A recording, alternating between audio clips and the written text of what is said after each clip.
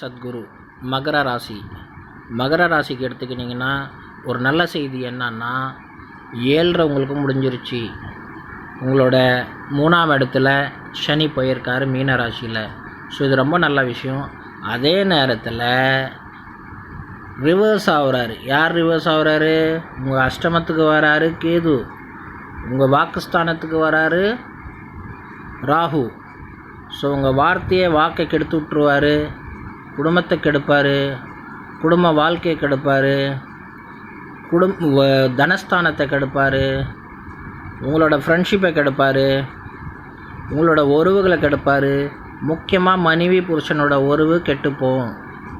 8ஆம் இடத்துல கேது பகவான் சஞ்சரிக்கிறதுனால உங்களுக்கு முதுவலி வரலாம், ஆர்த்தரைட்டிஸ் வரலாம், தேவையில்லாத நரம்பு தளர்ச்சிகள் சம்மந்தப்பட்ட நோய்கள் வரலாம்.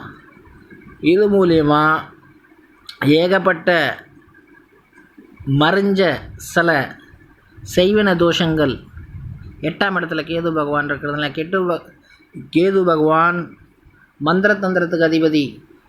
ஸோ இது 8ல் மறியறதுனால தேவையில்லாத பிரச்சனைகள், தேவையில்லாத சண்டைகள், மறைஞ்ச எதிரிகள் மறைஞ்சி உங்களை எதிர்ப்பார்கள் மந்திர தந்திரம் மூலியமாக, தேவையில்லாத விஷயங்கள் மூலியமாக.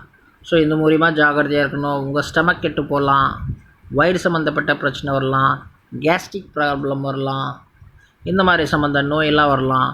உங்கள் எடை கூடலாம். ஸோ உங்களோட எடையை பார்த்துங்க.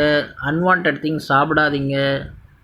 தேவையில்லாத ஆளுங்கக்கிட்ட தேவையில்லாத பேச்சு பேசாதீங்க. இல்லற வாழ்க்கையில் கவனம் செலுத்துங்க. இதெல்லாம் ராகுவும் கேதுவும் உங்களுக்கு கெடுக்கிறாங்க. நல்ல சமாச்சாரம் என்ன அப்படின்னு பார்த்தீங்கன்னா, உங்களுக்கு சனி 7.5 நாட்டு சனி உங்களுக்கு விடுபட்டு இருக்கீங்க, அதுலேருந்து வெளியே வந்திருக்கீங்க. இது ஒரு நல்ல ஒரு சமாச்சாரம். 7.5 வருஷம் நீங்கள் பட்ட கஷ்டங்கள், பட்ட துன்பங்கள்லேருந்து விடிவு காலம் வந்திருக்கு. பட் அதே நேரத்தில் இந்த ராகு கேத்து மாறுறதுனால, உங்கள் வாக்குஸ்தான அஷ்டமாதிபதி மாறுறதுனால, கேத்து அஷ்டமத்தில் வருதும் ராகு 2ஆம் இடத்துல வருதும் இது ஒரு மிகப்பெரிய தோஷம், ராகு தோஷத்தை கொடுக்கும். ஸோ இது ஜாகிரதையாக இருங்க. இது ஒரு பின்விளைவு இருந்தாலும் குரு பகவானும் 6ஆம் இடத்துல போகிறாரு. தேவையில்லாத லோன், தேவையில்லாத நோய், தேவையில்லாத சஞ்சரங்கள் குரு பகவான் மூலியமாக வரலாம். ஸோ ஜாகிரதையாக இருங்க. பெருமாளை வழிபடுங்க. திருப்பதி போகிறவங்க திருப்பதி போயிட்டு வாங்க. எந்த கோவில் யார் வேணால் போகலாம். பகவான் எல்லாருக்கும் போகுது. அப்பாவுக்கு இவர் அவருன்னு கிடையாது. எல்லாருக்குமே தகப்பனாருக்கு தாய் குழந்தைங்க ஒன்று தான். அந்த கோயில் போகணும், இந்த கோயில் போகணுன்றது தவறான செய்தி, தவறான ஒரு சிலர் ஜோசியர் சொல்கிறாங்க. அது முறையான விஷயம் கிடையாது. நீங்கள் எந்த கோயில் வேணால் போகலாம், எந்த தெய்வத்தை வேணால் வழிபடலாம். உங்கள் மனசுக்கு அவர் பிடிச்சிருக்கணும். உங்களோட ஸ்ரத்தையை, உங்களோட மனசை தான் பகவான் பார்ப்பாக்கண்டி உங்கள் ராசி, உங்கள் நட்சத்திரத்தை பார்க்க மாட்டார், உங்கள் ஆத்மாவை தான் பார்ப்பார். ஸோ இதை நீங்கள் முதல் புரிஞ்சிக்கங்க. ஸோ ராகு கேது நல்லா இல்லை. சனியோட பிரச்சனையிலேருந்து விடுபட்டிருக்கீங்க. அதே நேரத்தில் உங்களுக்கு குரு பகவான் நல்ல இடத்துல இல்லை. ஸோ குருவும் சரி கிடையாது. அதுலேயும் உங்களுக்கு ரொம்ப ராங்கான இடத்துல உட்காந்துருக்காரு. தேவையில்லாத எதிரி, அதுலேயும் தேவையில்லாத எதிர்ப்பு வரலாம், தேவையில்லாத எதிரிகள் உங்களை தாக்கலாம். ஸோ ஜாகிரதையாக இருங்க. நோய், வாய், லோனு, அப்புறமா கடன் வாங்குறது, இதிலெல்லாம் ரொம்ப ஜாகிரதையாக இருங்க. தேவையில்லாத ஆளுங்களுக்கு ஜாமீன் போடாதீங்க, பிரச்சனைலாம் மாட்டிப்பீங்க. ஃப்ரெண்ட்ஸ், அதே உங்களுக்கு எல்லா வழிபாடு, தெய்வம் வழிபாடு பண்ணி எல்லா விஷயங்களும் பண்ணி உங்கள் ஜாதகத்தில் பிரச்சனை தீரலைன்னா நாங்களும் கன்சல்ட் பண்ணுறோம். ஜாதகம் இல்லாதவங்க கைரேகை காமிச்சா போதும். நீங்கள் எதுவும் சொல்ல வேண்டியதில்லை. பக்குவமாக ஒரு மனுஷனுக்கு எப்படி புரிய வைக்கணுமோ நாங்கள் சொல்லுவோம். உங்களோட பிரச்சனை என்னன்னு நாங்கள் தான் சொல்லுவோம்.